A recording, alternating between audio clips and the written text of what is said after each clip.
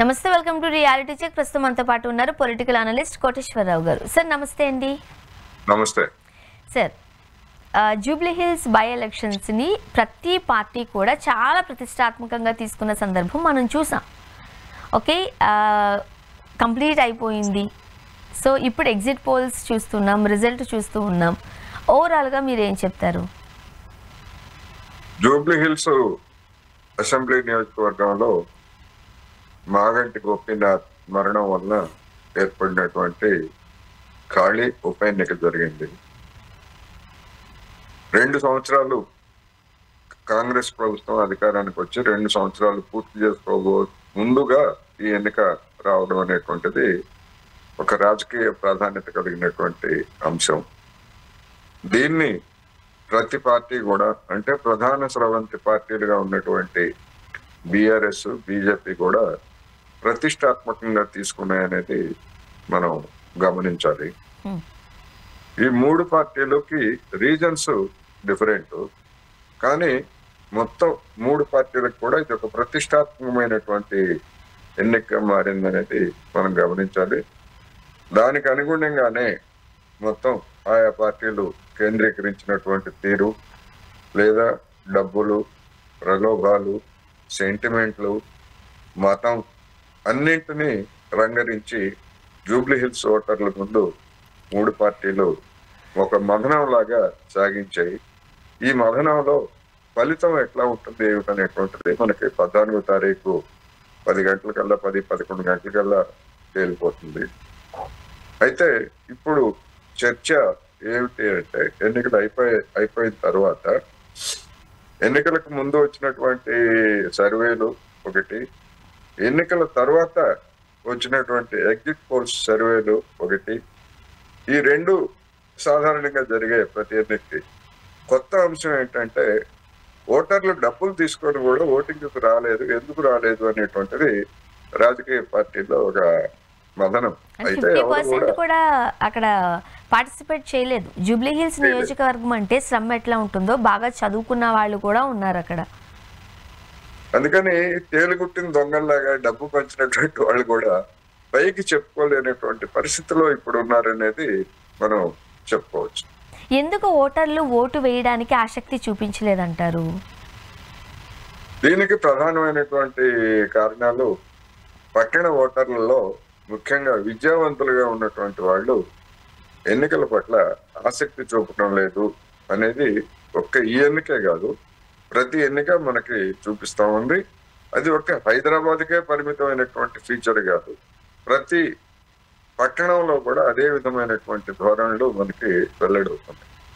అంటే మరి విద్యావంతులుగా ఉన్నటువంటి వాళ్ళకి ప్రజాస్వామ్యం గురించి, ఓటు విలువ గురించి తెలియదా అని ఎవరైనా ప్రశ్నిస్తే నిర్మోహమాటంగా చెప్పాలంటే తెలియదు అనే చెప్పాలి. ఏ కాస్త కూస్తా మనం ఓటు వేయాలి అని సామాన్య జనంలో ఉన్నటువంటి స్పృహ కూడా ఈ విద్యావంతుల్లో లేకపోవడం అనేది మన ప్రజాస్వామ్యానికి పొంచి ఉన్నటువంటి ఒక ముప్పుగా కూడా చెప్పొచ్చు. అందువలన విద్యావంతులుగా ఉన్నటువంటి వాళ్ళు రావట్లేదు. రెండోది, ఈ జూబ్లీ హిల్స్ కాన్స్టిట్యున్సీలో అత్యధికులు రోజువారీ కూలీ. ఈ రోజువారీ కూలీలకి ఆ రోజు ఏ రోజు ఎక్కడ పని దొరికితే అక్కడికి వెళ్ళిపోవడం తప్ప ఆ నియోజకవర్గంలోనే ఉండి పని పాటలు చేసుకునేటువంటి వాళ్ళు కాదు.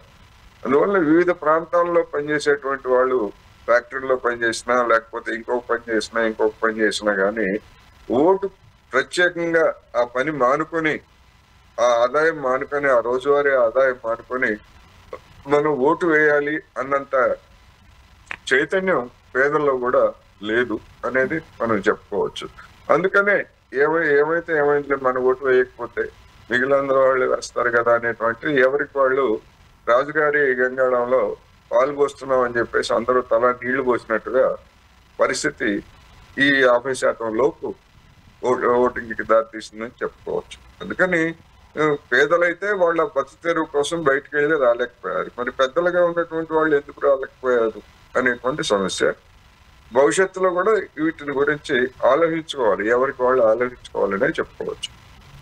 డబ్బు పంచిన ఈ డబ్బులు విచ్చలవిడిగా పంచిపెట్టారు. అండ్ బెట్టింగ్లు కూడా 500 కోట్ల వరకు సాగింది. ఇవన్నీ వింటున్నాం కదా. డబ్బులు తీసుకున్నారు కానీ ఓటు వేయలేదు. ఎవరు మోసం చేశారు ఇక్కడ? ఎవరిని మోసం చేశారంటే, ఇప్పుడు ఒక విధంగా చెప్పాలంటే పాత సినిమాలు ఉన్నాయి, చిక్కడు దొరకడు, రే చుక్క పగడి చుక్క, కదలడు వదలడు, ఇట్లాంటి. అంటే ఎవరికి వారు నాటకం ఆడారు.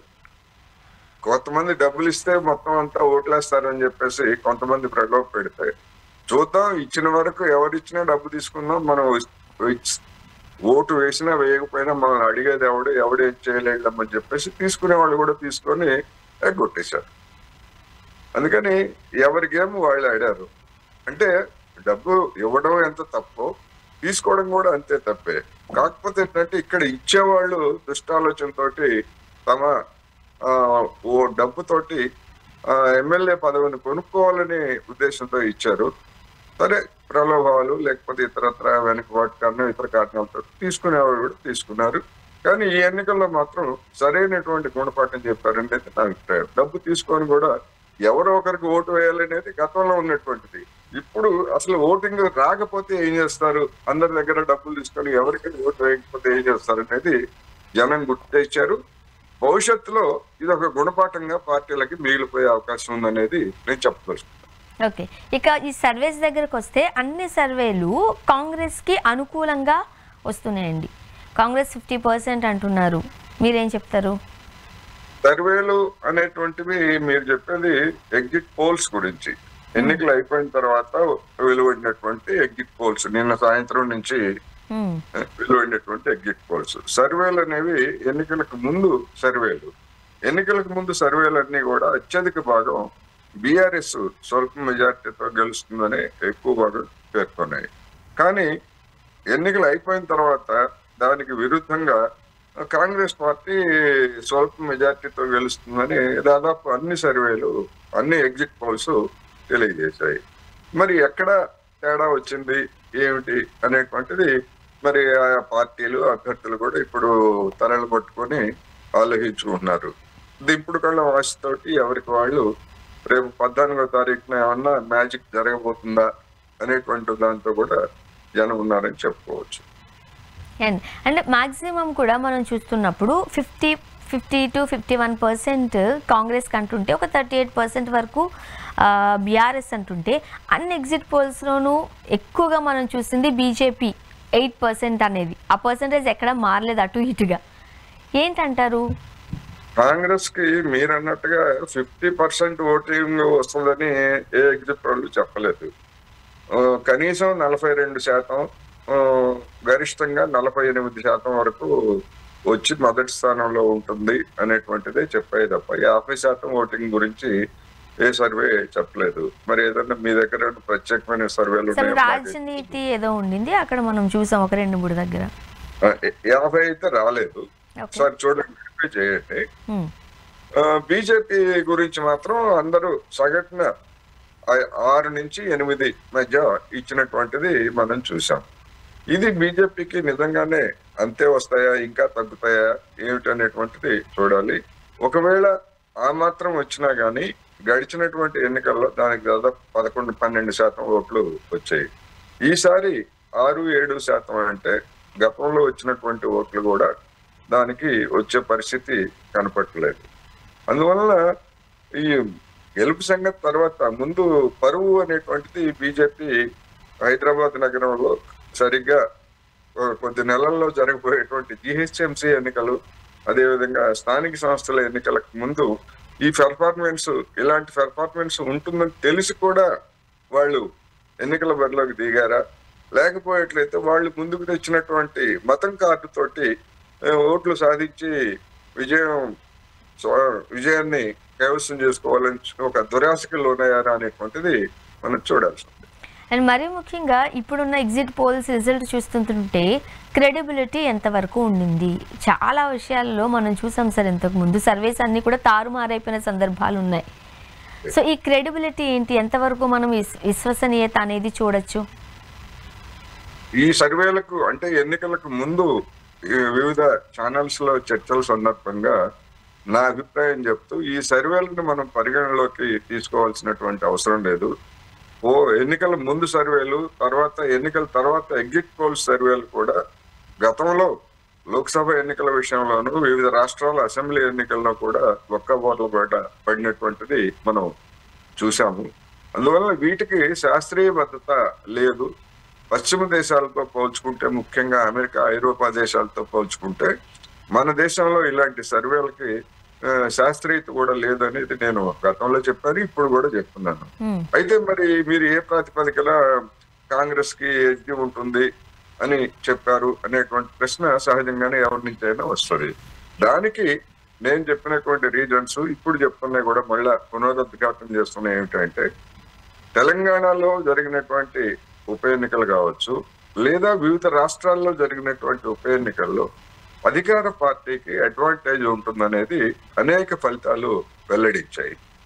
అందువల్ల దాని కొనసాగింపుగానే తెలంగాణ జూబ్లీ హిల్స్ ఎన్నికలో కూడా సెంటిమెంటు లేదా వీటన్నిటిని కూడా అధిగమించి కాంగ్రెస్ స్వల్ప మెజార్టీతో గెలిచే అవకాశం ఉంటుందనేది మొదటి నుంచి నేను చెప్తున్నాను అనేది ఈ సందర్భంగా మరోసారి చెప్తున్నాను. మరి ఎందుకని సెంటిమెంటు అంటే, సెంటిమెంట్ కి గతంలో రామిరెడ్డి వెంకటరెడ్డి చనిపోయినప్పుడు ఆయన భార్యకు సీట్ ఇవ్వకుండా తుమ్మల నాగేశ్వరరావుని పెట్టి అక్కడ బీఆర్ఎస్ పార్టీ గెలిచింది. అంటే ఆ సాంప్రదాయమే, అదేమి నిబంధన ఏమి కాదు, సాంప్రదాయానికి తిలోదకాలు ఇచ్చింది బీఆర్ఎస్ పార్టీ. ఆ తర్వాత కంటోన్మెంట్ ఎన్నికల్లో కూడా మరి ఆ సెంటిమెంట్ ఏమి, ఎందుకంటే ఒకసారి బీఆర్ఎస్ పార్టీ అధికారంలో ఉన్నటువంటి బీఆర్ఎస్ పార్టీ అటువంటి పనికి పాల్పడిన తర్వాత మిగిలినటువంటి పార్టీలు ఫాలో కావాలనేటువంటి కంపల్సరీ ఏం లేదు, ఎవరు అడగలేరు కూడా. కంటోన్మెంట్ ఎన్నికల్లో కూడా ఆ సెంటిమెంట్ అనేటువంటి పనిచేయలేదు. అలాంటప్పుడు మరి ఇక్కడ ఎట్లా సెంటిమెంట్ పనిచేస్తుంది? అందుకని ఇక్కడ కూడా సెంటిమెంట్ పనిచేయదు, మిగిలినటువంటి అంశాలే ప్రధానంగా వస్తాయి అనేది నా అభిప్రాయం. అదే దానికి అనుగుణంగానే ఇక్కడ అధికారంలో ఉన్నటువంటి పార్టీ ఓటర్లను ప్రలోభ పెట్టడానికి కావచ్చు, లేదా డబ్బులు వెదజల్లడానికి కావచ్చు, రెండోది క్యాండిడేట్ కుటుంబ నేపథ్యం ఇవన్నీ కూడా చూసినప్పుడు, లేదా సామాజిక తరగతి నేపథ్యం, ఈసీ అనేటువంటి ఎన్నికల వాతావరణం ఇవన్నీ చూసినప్పుడు ఫేవర్ గా ఉండేటువంటి అవకాశం ఉంది. అంతేకాదు బలమైనటువంటి క్యాండిడేట్ గా మాగంటి సునీత గారు ఉండటంతో ఒక దశలో సర్వేలన్నీ కూడా ఆమెకే అనుకూలంగా ఉండటంతో కాంగ్రెస్ మనం ఏ ఛాన్స్ వదులుకోకూడదని చెప్పేసి ఆకస్మికంగా అజారుద్దీన్కి మంత్రి పదవి ఇవ్వడం కూడా ఒక ప్లస్ పాయింట్ గా, అంటే 1% ఓటు 2% ఓట్లు షిఫ్ట్ అయినా కానీ ఆ పరిణామంతో అది అడ్వాంటేజ్ గా ఉంటుంది. అదే బహుశా అలాంటివన్నీ కూడా తోడై కాంగ్రెస్ పార్టీ సర్వేల కంటే ఎగ్జిట్ పోల్స్ లో కాంగ్రెస్ పార్టీ ముందుండటానికి కారణం అది అని నేను అనుకుంటున్నాను. అండ్ మీరు అన్నట్టుగా ఇంతకు ముందు ఈ సెంటిమెంట్ త్రూగా లేకపోతే వాళ్ళు గెలిచేవారేమో, కానీ ఇప్పుడు ప్రజల ఆలోచన ధోరణి మారిపోయింది. అధికారంలో ఉన్న పార్టీలే ఏమీ చేయట్లేదు. ఇప్పుడు అధికారంలో లేని పార్టీని ఒక ఎమ్మెల్యేగా నుంచోబెట్టి ఆయన నియోజకవర్గంలో ఉంటే అవ్వాల్సిన పనులు కూడా అవ్వవు. పదవి లేకపోయినా సరే ఆ పార్టీకి చెందిన వ్యక్తి అయితే కనుక ఎంతో కొంత అభివృద్ధి జరుగుతుంది, అట్లీస్ట్ మా బాధలన్నా చెప్పుకోవడానికి అవుతుంది. ఈ ఆలోచన ధోరణి ఏమైనా మనం చూడొచ్చా? ఖచ్చితంగా ఉంటుంది. ఎందుకంటే నేను కాంగ్రెస్ కి ఎడ్జ్ ఉంటుందని చెప్పడానికి ఇది కూడా ఒక రీజన్. ఎందుకు అంటే ఇంకా 3 సంవత్సరాల పాటు అధికారంలో కాంగ్రెస్ కొనసాగుతుంది. ఇప్పుడు ఇంకో 6 నెలల్లోనో లేదా ఏడాది కాలంలోనో మళ్ళీ ఎన్నికలు వస్తాయి. అప్పటికి పరిస్థితులు ఎట్లా ఉంటాయి ఏమిటి అనేటువంటిది కాదు. ఇంకా 3 సంవత్సరాల పాటు అధికారంలోకి వచ్చినప్పుడు స్థానికంగా ఉన్నటువంటి వివిధ పార్టీల్లో ఉన్నటువంటి చోటమోట నాయకులు పలుకుబడ, పైరవీల, ఇతర పనుల ఏం పనులు ఏమిటి అనేటువంటిది వాళ్ళన్నీ చూసుకో. ఎందుకంటే పోలీస్ స్టేషన్లతోటి వాళ్ళకి అవసరం ఉంటది. ఇదిగో ఫలానా నాయకుడు మనకి ఎన్నికల్లో ఓటు వేయలేదు అని చెప్పేసి ఇన్స్ట్రక్షన్స్ మనకి ఇచ్చేట్లయితే పోలీస్ స్టేషన్ లో కావచ్చు, ఇతరతర వాటిల్లో కానీ అనేకమైనటువంటి ఇబ్బందులు ఎదుర్కొనేటువంటిది ఉంటుంది.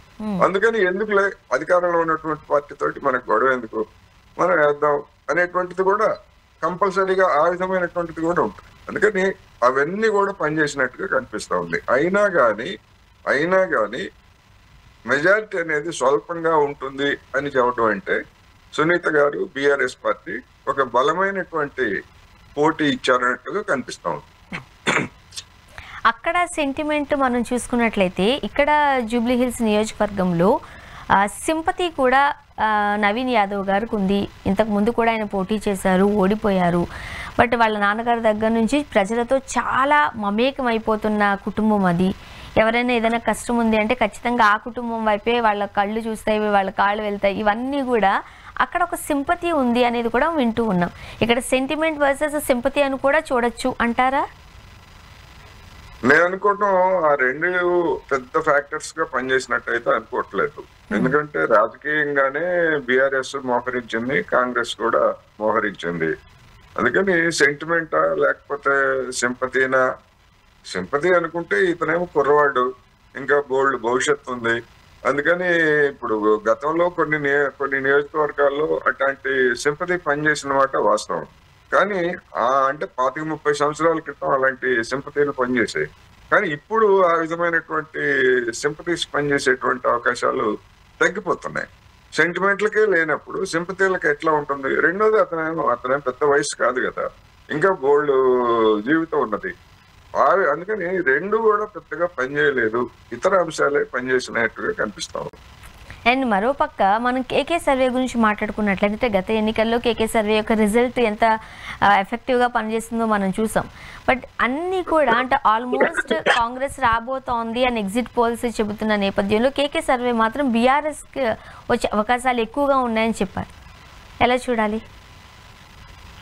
ఇప్పుడు గతంలో కేకే సర్వే చెప్పింది నిజమైంది, ఈసారి నిజం కావాలని ఏమీ లేదు. అప్పుడు కేకే సర్వే చెప్పినా లేకపోతే ఇప్పుడు కేకే సర్వే చెప్పినా ఏ సర్వేకి కూడా శాస్త్రీయ భద్రత లేదు. ఇప్పుడు చీకట్లో బాణం వేసినట్టుగా ఒక సర్వే రుజువైనంత మాత్రాన అది ప్రతి సందర్భంలోనూ రుజువు అవుతుందనేమి మనమేమి అనుకోక్కర్లేదు. అందుకని దానికి ఉండేటువంటి పరిమితులు దానికి ఉన్నాయి. మిగిలినటువంటి ఫ్యాక్టర్సే ఈ ఎన్నికలో ఉన్నాయి. చూద్దాం, అది కూడా చూద్దాం. పోనీ అటువంటి కేకే సర్వేని నమ్మేటువంటి వాళ్ళు లేదా దాని మీద నమ్మకం పెట్టుకునేటువంటి వాళ్ళే నిజం అవుతారేమో చూద్దాం. నా అభిప్రాయం అయితే నేను స్పష్టంగా చెప్తున్నాను. అండ్ మరోపక్క ఇటు కేటీఆర్ గారు కావచ్చు, కిషన్ రెడ్డి గారు కావచ్చు, చాలా పెద్దగానే క్యాంపెయిన్ చేశారు. కాళ్ళకు చక్రాలు కట్టుకున్నట్టుగా చేసిన సందర్భం మనం చూసాం. బట్ ఈ రిజల్ట్ అనేది వచ్చే లోకల్ బాడీ ఎలక్షన్స్ పై, వెంటనే వచ్చేది డిసెంబర్లో లోకల్ బాడీ ఎలక్షన్స్, ఏమైనా ఎఫెక్ట్ పడుతుంది అంటారా? తప్పకుండా. ఆ ఎన్నికల్లో దీన్ని ఒక ప్రచారాస్త్రంగా తీసుకోవాలనే 3 పార్టీలు కూడా పట్టుదలతో వ్యవహరించాయి. ఇప్పుడు జూబ్లీ హిల్స్ లో గెలవడం అంటే కాంగ్రెస్ పార్టీకి గతంలో అసెంబ్లీ ఎన్నికల్లో 1 సీటు కూడా రాలేదు కదా. సరే, ఉప ఎన్నికలో కంటోన్మెంట్ వచ్చింది, ఇప్పుడు ఇది గెలిస్తే రెండవది అవుతుంది.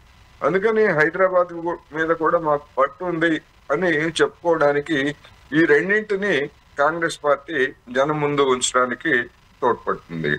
రెండోది, ఒకవేళ బీఆర్ఎస్ తను గెలిస్తే తనేమి చెప్పుకుంటుంది అంటే మాకు గతంలో ఉన్నటువంటి పట్టును మేము హైదరాబాద్ నగరం మీద మేము నిలుపుకున్నాము, అందుకని జిహెచ్ఎంసీ ఎన్నికల్లో మాదే అని చెప్పుకోవడానికి.